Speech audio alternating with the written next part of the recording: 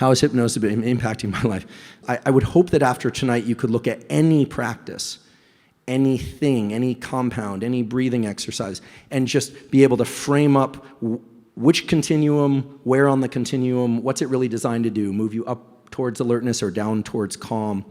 And in fact, because I can't help myself, I'll just tell you, for all the breathing stuff, it can be made very simple. If your exhales are longer and more vigorous than your inhales, you're going to get calmed down. If your inhales are longer and more vigorous than your exhales, you're going to become more alert. And if you hold your breath, just eventually just start breathing again.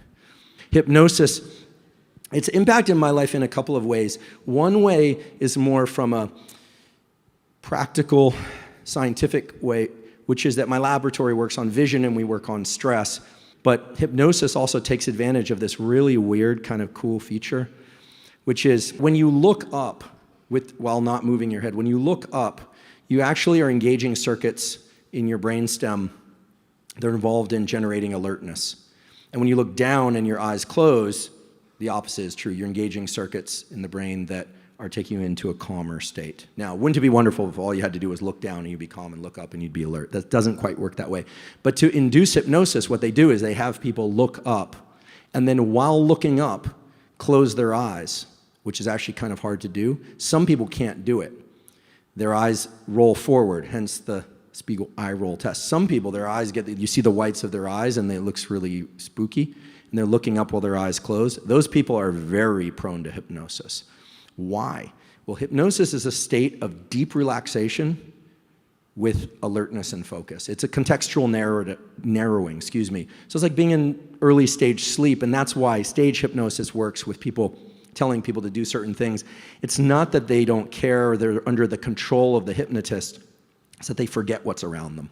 Why? Because their mind is focused internally and on the dialogue with the hypnotist and is not paying attention to context. So it's a narrowing of context. But hypnosis for me has been very useful because A, it validated the relationship between vision and states of mind. It also checks off this box again, which is that to access neuroplasticity, what do you need? You need focus, plus you need a state of deep relaxation. Usually first focus, then sleep or non-sleep deep rest.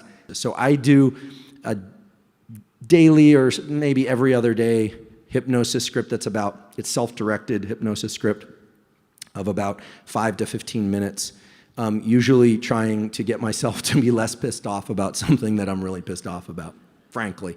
I imagine the stuff I'm really pissed off about in the screen on the left side. I think about all the things that make me feel good, and then I keep thinking about how angry I am. This is really how it goes.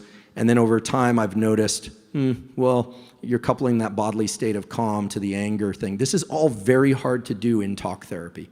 No disrespect to talk therapy. There's a tremendous advantage to talk therapy that I myself have benefited from it, although according to certain people in my life, not enough.